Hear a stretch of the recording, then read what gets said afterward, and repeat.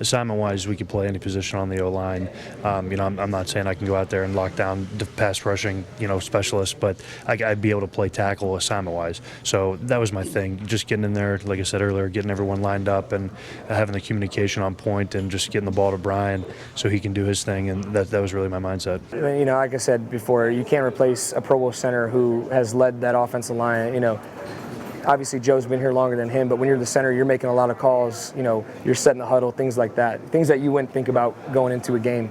And so you can't replace that. But with John, it's a familiarity where even going back to last year, he was the backup center at the time then. So I had some familiarity with that. And I think probably most quarterbacks, when they see their starting center go down, they're like, oh shoot, exchange.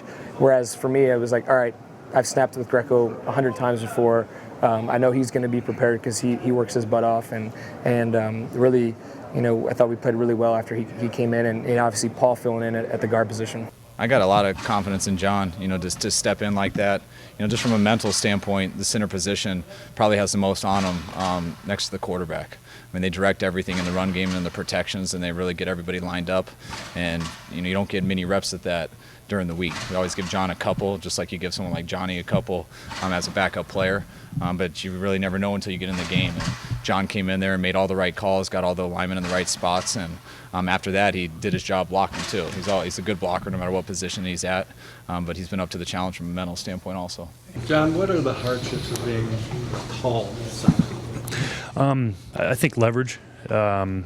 Things happen quicker because you normally have a guy lined up right on your nose, and things happen faster because you're snapping the ball, and that's a delay because the guy shoots his hands as soon as he sees you pull the ball. So just something I'll have to work on, playing a little lower. But Alex and I don't have an amazing height difference, but he's one of the best at bending and playing the leverage game. So that's one thing I'll be working on.